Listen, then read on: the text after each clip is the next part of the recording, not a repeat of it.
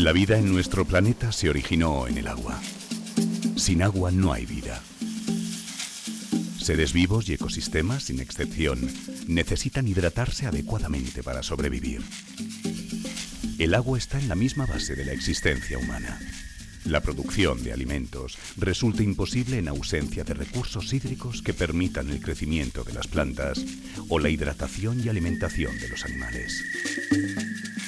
Algo parecido ocurre con la gran mayoría de las actividades industriales que requieren de abundantes volúmenes de agua, tanto para generar materias primas como para el correcto desarrollo de sus procesos productivos.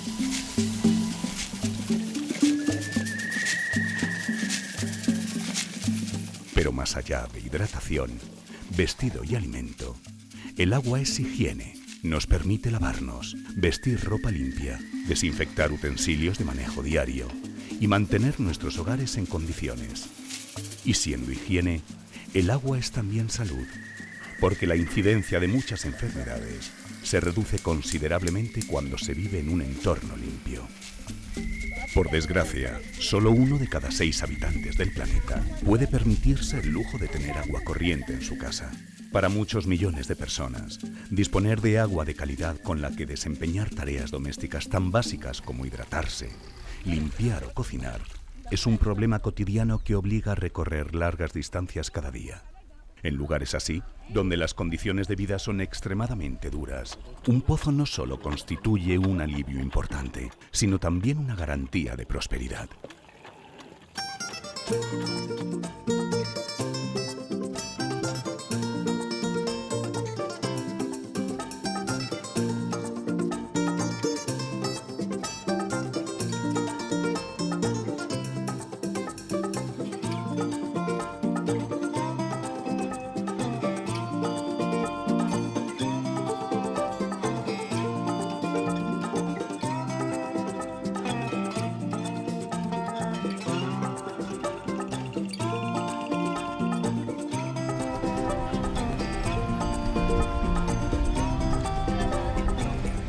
La República de Mali es uno de los países más pobres del mundo. A pesar de su indiscutible riqueza natural, Mali presenta uno de los índices de desarrollo humano más bajos de todo el planeta. La esperanza de vida apenas supera los 50 años, mientras que 10 de cada 100 niños mueren antes de cumplir su primer año de vida. La falta de acceso a agua de buena calidad es uno de los motivos fundamentales, puesto que se estima que alrededor de la mitad de la población del país carece de acceso a fuentes seguras de agua potable. Esto se acentúa en el caso de las aldeas rurales, donde las condiciones de vida son más duras que en las ciudades y donde la población dispone de menos garantías sanitarias.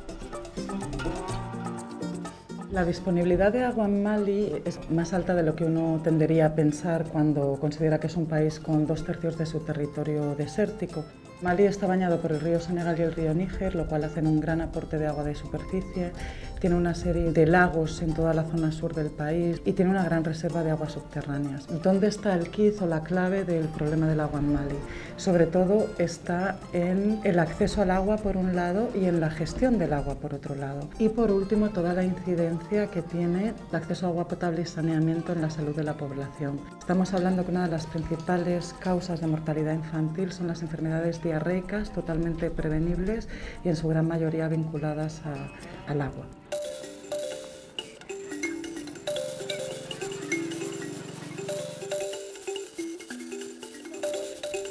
En lugares así, disponer de un pozo durante la estación seca puede suponer la diferencia entre la prosperidad y la hambruna. Por desgracia, un pozo en el Sahel tiene algo de artículo de lujo. El coste de una perforación realizada por medios modernos y plenamente equipada para extraer agua del subsuelo es de varios miles de euros. Esto contrasta vivamente con la realidad de muchas personas, cuya renta media es inferior a €1 al día. El principio de una cooperación al desarrollo es el vector agua. Si no hay agua, no se puede iniciar ningún desarrollo. Cuando llegamos a una población, primeros contactos, cada 1000 personas fallecen del orden de 50 a 60 niños. Cuando terminamos el proyecto y le suministramos agua potable a la población, las defunciones desaparecen casi por completo y el número de fallecimientos son 6 o 7 de enfermedades normales.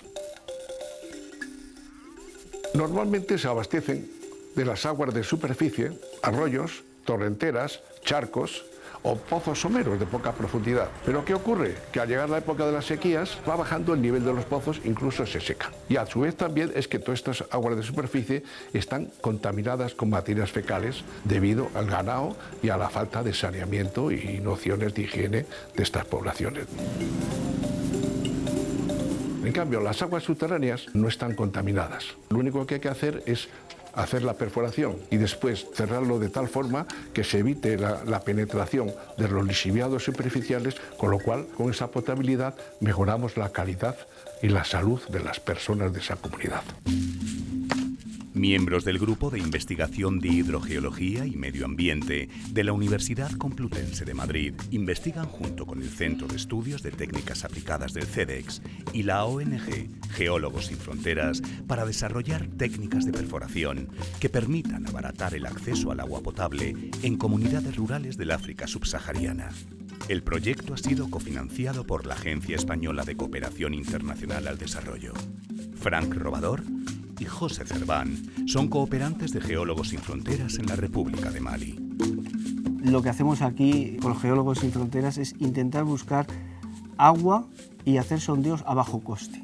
La innovación en este aspecto, si se consigue hacer a un nivel más profundo de agua, que el agua sea potable, estamos realmente ayudando a la población. Sí, la gente que vive aquí puede tener acceso a eso, gente sencilla que pueda acceder a estas tecnologías. Entonces es muy interesante en ese sentido porque hasta ahora no se había planteado en esta zona y el tema del sondeo manual está todavía en fase de desarrollo. Todo lo que se pueda aportar desde nuestra parte siempre es bienvenido, porque en el fondo hay que intentar evitar usar recursos que vienen del exterior, que suponen un gasto excesivo. Entonces, desde ese aspecto, la innovación tecnológica es muy interesante.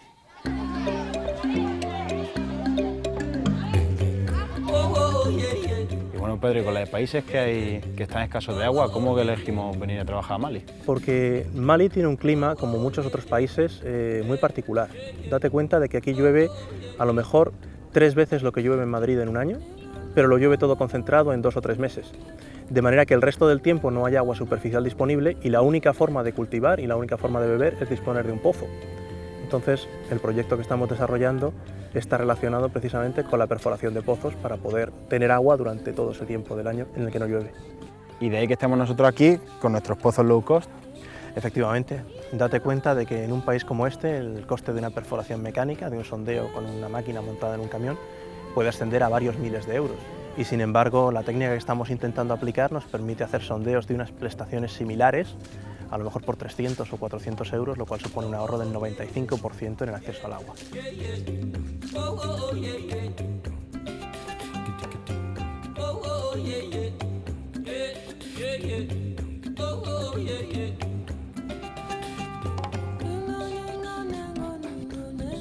A efectos prácticos, el método consiste en replicar el mecanismo de una perforadora mecánica por medios manuales. Solo es necesario contar con un trípode, una polea, una cuerda, tubos de PVC y una broca de acero, además de cantidades moderadas de agua y cemento. En ocasiones se utiliza también bentonita, una arcilla empleada frecuentemente en la industria de la construcción como espesante de lodos. Los únicos materiales adicionales para su fabricación incluyen útiles de tornillería, un mango de madera o hierro y canicas con las que fabricar las válvulas. Se trata, en definitiva, de materiales baratos, disponibles en cualquier ámbito local y sencillos de reemplazar, que permiten simplificar al máximo el proceso de perforación y aseguran que el mantenimiento de la infraestructura sea lo más simple posible. En relación a la técnica tradicional de excavación de pozos a pico, pala y cubo, los métodos manuales presentan un buen número de ventajas. Por un lado, resultan mucho más seguros, puesto que no es necesario que el operario trabaje dentro del agujero. Se elimina con ello el temido riesgo de desprendimientos, que pueden resultar fatales. También permiten alcanzar profundidades de varias decenas de metros, mientras que los pozos excavados rara vez exceden 15 o 20.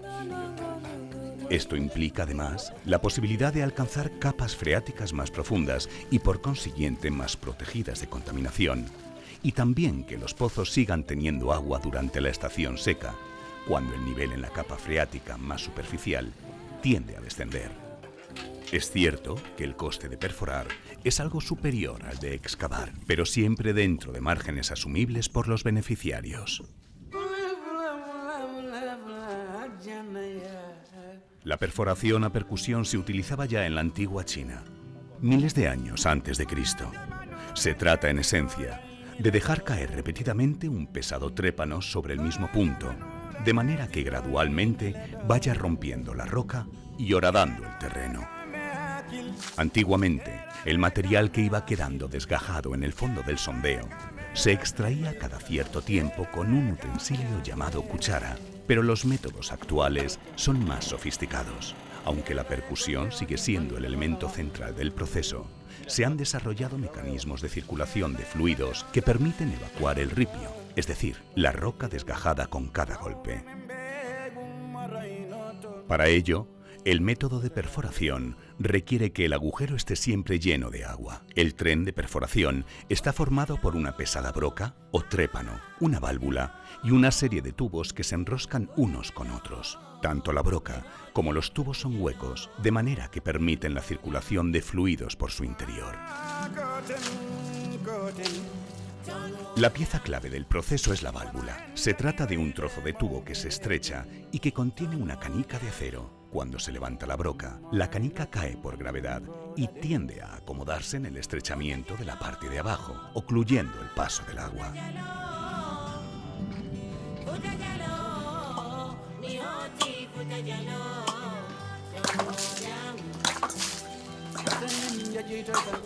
Como consecuencia, el agua puede pasar por los lados, ascendiendo desde el fondo del pozo hacia la superficie. El fluido evacuado en cada golpe se vierte a una pequeña balsa que está conectada al agujero mediante un canal. La balsa cumple una doble función. Por un lado, permite que se decanten los trozos de material provenientes del fondo del sondeo, quedando almacenados dentro de ella. La segunda utilidad de la balsa es hacer de depósito de agua. Al permitir que el líquido expulsado fluya de nuevo hacia adentro, se establece un circuito cerrado que permite ahorrar agua durante el proceso de perforación.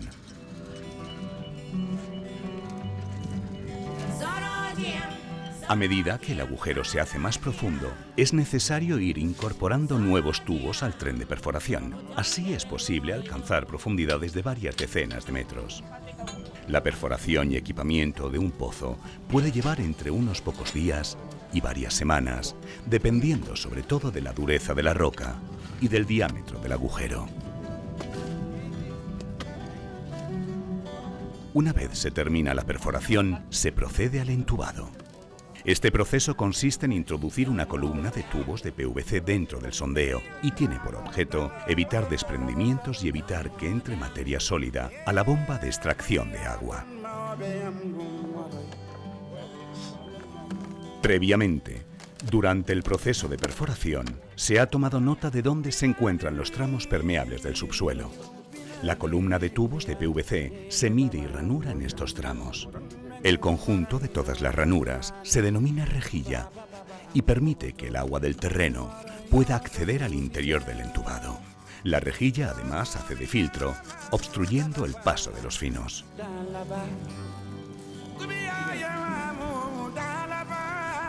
Después se rellena el espacio que queda entre la pared del sondeo y el tubo. A lo largo de todo el tramo permeable, el relleno se hace con grava. La grava también hace de filtro, minimizando el volumen de finos que llega a la rejilla. Encima de la grava, es habitual poner un sello que evite que las aguas de escorrentía superficial, potencialmente contaminadas, se puedan infiltrar al sondeo. El sello consiste en unos pocos metros de bentonita, que se vierte inmediatamente encima de la grava. Sobre ella se disponen 1 o 2 metros de cemento en la parte más superficial del agujero. Finalmente se prepara la boca del sondeo para la instalación de la bomba con la que se extraerá el agua.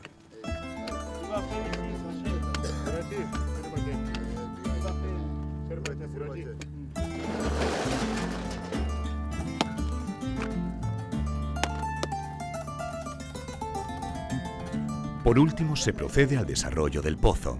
El desarrollo consiste en un conjunto de operaciones encaminadas a aumentar la porosidad y la permeabilidad del entorno inmediato del sondeo. Mediante un pistoneo manual y el bombeo de agua, se desalojan de las zonas periféricas los materiales más finos, así como el lodo residual que pueda quedar de los trabajos de perforación. El proceso termina cuando el agua sale sin rastro de turbidez.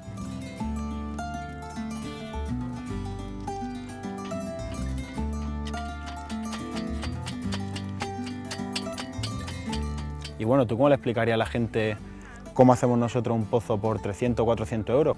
Nosotros para hacer los pozos nos valemos de tecnologías apropiadas. Eso consiste en utilizar materiales locales, baratos, accesibles en cualquier sitio y además utilizar muchas veces a los propios usuarios como mano de obra. De manera que facilitamos que el usuario sienta como suya la infraestructura y que aprenda a manejarla y a mantenerla. Pero la cooperación también tiene una vertiente científico-técnica, es decir, traer técnicas que permitan que la gente pueda desarrollarse y pueda salir adelante aquí por sus propios medios, ¿no? En otras palabras, no es tan importante hacer los pozos en sí mismos como el hecho de enseñar a la gente a hacer sus propios pozos.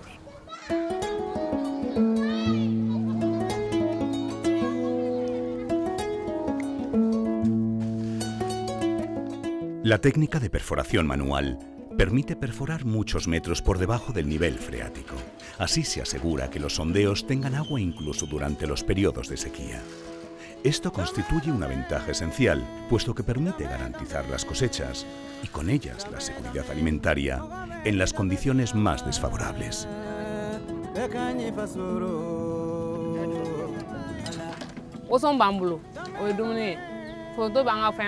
Ante ni sili san sugu la tuguni donc an b'an ka nakɔlafɛn bɛɛ de bɔ an ka kɔ kɔnɔ a ye a wusala an ma kosɛbɛ yɛrɛ le bijalabu bɛ ɲa tomati bɛ ɲa ngɔyɔ bɛ ɲa a bɛɛ de bɛ ɲa an bolo o de b'an ladiya kosɛbɛ parce que an ka ko bɛɛ ye tiga de ni nakɔlafɛnw tɛ an ka ko bɛɛ ye tiga de nakɔlafɛn ni wusala an ma kosɛbɛ a diyara an ye.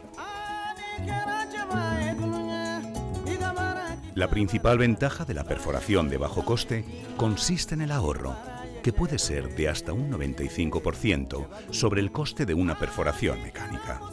Este se consigue fundamentalmente al minimizar los costes de maquinaria y mano de obra. La única desventaja práctica con respecto a la perforación mecánica es el tiempo necesario para completar un pozo, que puede ser de semanas en vez de días. Sin embargo, esto se considera un inconveniente menor, habida cuenta tanto del ahorro de costes como de los beneficios que supone poder tener un pozo en propiedad. A día de hoy, comunidades rurales del sur de Mali se benefician ya de las bondades de la perforación manual. La técnica tiene todavía margen de mejora y las transformaciones a gran escala siempre son lentas. Pero puede que nos encontremos ante el germen de una verdadera revolución en el acceso al agua potable en el África subsahariana.